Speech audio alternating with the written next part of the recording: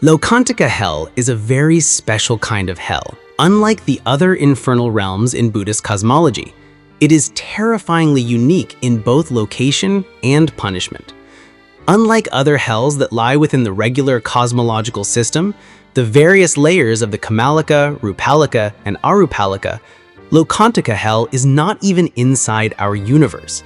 It is said to exist in the void outside the cosmic system itself, in the narrow space created where three great world systems press together. To imagine it, think of placing three lotus flowers side by side until their petals touch tightly. The tiny wedge-shaped space in the middle where they meet represents where Lokantika hell is found. The environment in Lokantika hell is unimaginably dark, utterly pitch black, without even the faintest glimmer of light. Neither sunlight, moonlight, starlight, or any natural illumination can reach it at all. The darkness there is so dense that even visual consciousness, our eye faculty itself, cannot function. It is like trying to see with eyes closed in the pitch blackness of a moonless night. But even worse, for no matter how hard you try to see, it is simply impossible. And although many beings are reborn there, they cannot see one another at all. Each experiences complete, terrifying isolation. Cut off from any light or companionship, they suffer alone in the oppressive dark, tormented by thoughts like, oh karma, why is it like this? Why did I come to be here? Perhaps there is no one here but me alone. This sense of solitary despair is relentless and crushing. Their bodies are also monstrous and unnatural. They are huge, grotesque, and emit a revolting stench. Their fingernails and toenails are monstrously long, growing to an absurd, unnatural length. They must use these elongated claws to cling to the rocky walls of the cosmic mountain that bounds their hell.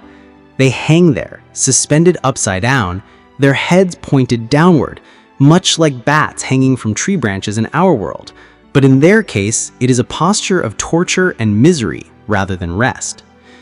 They are consumed by an unending, excruciating hunger, a hunger so severe that it is not just physical need, but a violent, maddening torment. Yet, in the total darkness, they cannot see anything to eat. When one of them by chance scrapes against something, a hand or foot of another, they become wildly excited, thinking at last they have found food. In their frenzy, they clutch at whatever they can seize. But what they are grabbing is not food at all. It is just another hell being as desperate and wretched as themselves. They then grapple and fight fiercely, trying to devour each other in total confusion and terror, clawing and biting in the darkness. This monstrous struggle is accompanied by screeches of pain, sobbing, curses, and the screech of claws scraping on the rocky walls. The horror is made worse by the fact that in their blind confusion, they do not realize that they are attacking beings exactly like themselves, equally lost, equally in agony. During these violent struggles to consume one another, they often lose their grip on the rocky ledges and fall. When they fall, they plummet downward with their heads pointing straight down and their feet pointing up, in a sickening, unstoppable dive into the abyss below. And below is no solid ground, no comforting surface at all, but a vast, freezing ocean of corrosive acid. The moment they hit this hellish acid sea, the cold is unbearable, far beyond anything a human can imagine, and the acid immediately eats away at their flesh. Their gigantic, reeking bodies dissolve quickly and utterly, turning into foul slime without any form or structure, just as excrement disintegrates when it hits water. But death there is no release. Because of the mighty power of their evil karma, they are instantly reborn in the same hellish form. They reappear immediately, monstrous and huge as before, with full consciousness of the freezing agony and the horror of what has just happened. Waking up in the cold acid, they are seized with terror and pain, and their only instinct is to climb, to scramble desperately up the sheer walls of the cosmic mountain, using their terrible claws to cling and drag themselves out of the acid sea. When they finally climb high enough, they again hang from the rocky ledges in the eternal darkness, driven by the same insatiable hunger. Then the cycle repeats. They reach out blindly, find another being by touch, think it is food, attack, and try to eat one another, fall again into the freezing acid sea, dissolve into rotting sludge, and are reborn again, only to suffer it all over again, over and over, endlessly. This is the dreadful cycle of suffering that defines Lokantika hell. The beings trapped here do not merely die once, they die and are reborn in pain, countless times, over unimaginably long periods. They remain in this hell for the entire duration of a Buddhantaraka kalpa, an era so long that no Buddha arises in the world to offer teaching or refuge.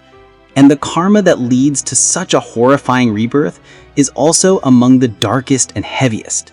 It includes extreme acts of ingratitude, especially toward one's own parents, harming, torturing, or attacking those who gave one life and cared for one, showing no gratitude at all.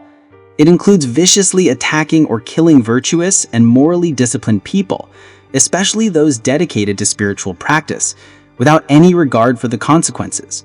And it also includes those who make wrongdoing a daily habit, living like beasts despite being born human, committing killing, stealing, and other grave offenses routinely until it becomes second nature. When people with such heavy, unwholesome karma die, they are immediately dragged down into this pit of absolute darkness. There, they know no light, no respite from torture, no companionship, but endless cycles of hunger, violence, fear, freezing acid, dissolution, and rebirth. Even so, there is one moment of hope, however slight.